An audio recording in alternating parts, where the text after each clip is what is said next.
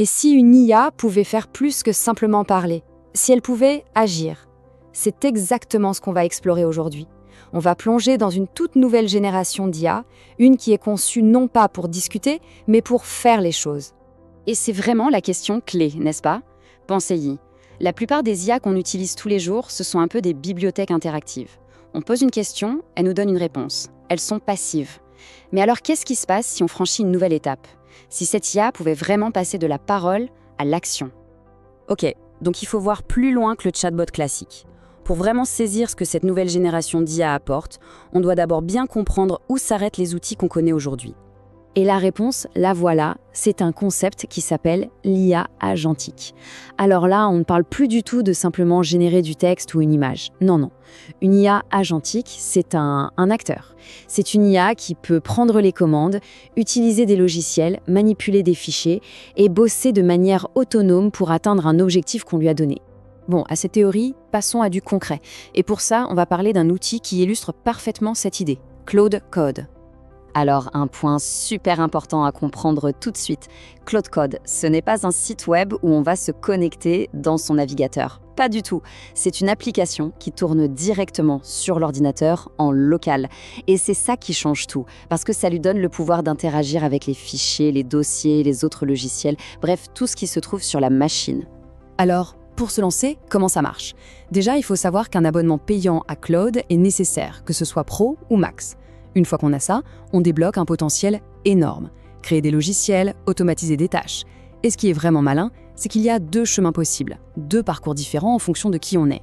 Le premier chemin, il est taillé sur mesure pour les techniciens, on va dire. C'est vraiment la voie pour les développeurs qui veulent un assistant de code, mais un assistant sous stéroïdes. Et voilà cette fameuse bifurcation. D'un côté, on a la voie du codeur, là on est dans le technique, on passe par la ligne de commande, c'est pour créer, débugger du logiciel. Et de l'autre côté, il y a la voie du créateur. Et ça, c'est super intéressant parce que c'est pensé pour tout le monde. L'idée, c'est d'automatiser des tâches numériques de tous les jours sans forcément être un pro du code. Pour les développeurs, la mise en route est d'une simplicité déconcertante, en fait. On ouvre son terminal, on colle une seule petite ligne de commande pour l'installation, on se connecte à son compte Claude et c'est bon, c'est parti. Le plus fort, c'est qu'on peut même lui dire « Hey, installe-moi les outils dont tu as besoin, comme Git par exemple. » Il se débrouille. Et regardez ça, c'est l'exemple parfait qui montre toute la magie du truc. Pas besoin de jargon, pas de code compliqué, juste une phase, en français normal, créer un morpion auquel je peux jouer sur le web. C'est tout, une simple idée, formulée comme on parlerait à quelqu'un. Et le résultat, eh bien, il est là. C'est là qu'on voit que ce n'est pas un simple chatbot. Il ne donne pas juste des instructions ou un bout de code à copier, non. Il agit. Il crée les fichiers HTML, il écrit le JavaScript, il assemble le tout et à la fin, on a un produit fini, un jeu qui marche juste à partir de cette petite phrase. Ok, ça c'était pour les codeurs. Maintenant, explorons l'autre voie, celle qui est peut-être encore plus révolutionnaire, parce qu'elle s'adresse à tout le monde. Pour ce chemin-là, oubliez la ligne de commande. C'est beaucoup plus simple. Il suffit d'installer un logiciel gratuit que beaucoup de gens utilisent, Visual Studio Code. Ensuite, on va dans sa boutique d'extension, on cherche Claude Code, on clique sur Installer, et voilà. On a une nouvelle icône, on clique dessus et on peut commencer. C'est aussi simple que ça, c'est beaucoup plus visuel, beaucoup plus intuitif. Alors, pour bien comprendre, imaginons une tâche concrète. Disons qu'on veut créer une mini-campagne pour les réseaux sociaux. Ça veut dire quoi? D'abord, il faut trouver un sujet qui buzz. Ensuite, écrire des posts. Un pour LinkedIn, un pour Twitter, c'est pas le même ton. Après, il faudrait créer un petit visuel, une infographie. Et enfin, programmer tout ça pour que ça soit publié au bon moment. C'est un processus complexe, hein. Ça demande plusieurs outils, plusieurs étapes. C'est le terrain de jeu parfait pour une IA agentique.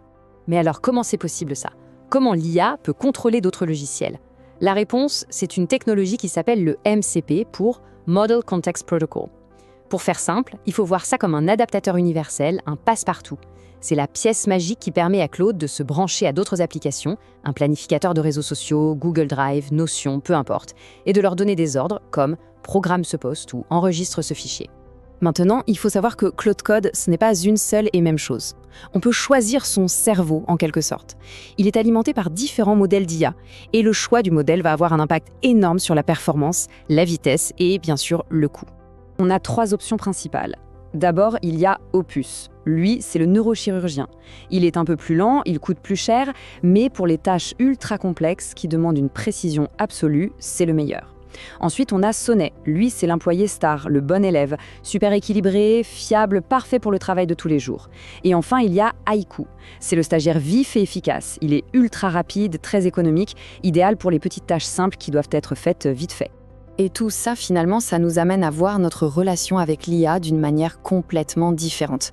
On passe de l'idée d'un simple outil comme un marteau ou un tableur à celle d'un véritable partenaire, un collaborateur. Mais pour que ce partenariat fonctionne, il y a quelques règles du jeu, en quelque sorte. La première, c'est d'être super précis dans ses demandes. Des objectifs clairs donnent de bien meilleurs résultats. Ensuite, pour les gros projets, mieux vaut les découper en petites étapes. Et surtout, il ne faut pas hésiter à vérifier son travail, le guider, le corriger. C'est comme avec un collègue humain en fait. Tout est une question de communication. Et ça, c'est un point vraiment crucial. Il faut absolument garder son esprit critique. Même une IA aussi avancée peut se tromper, elle peut faire des erreurs. Donc la meilleure habitude à prendre, c'est de la challenger un peu. De lui demander « Pourquoi tu fais ça ? Comment ça marche ? Explique-moi ton raisonnement ». Il faut se rappeler que c'est un partenaire, ce n'est pas un oracle qui a toujours raison. Et voilà, on a fait le tour. Ça nous laisse avec une question assez vertigineuse finalement. Maintenant qu'on imagine ce qu'un tel collègue IA peut faire, quelle serait la toute première tâche, la plus pénible, la plus répétitive qu'on lui donnerait pour enfin s'en débarrasser ? Ça ouvre des perspectives assez folles, n'est-ce pas ?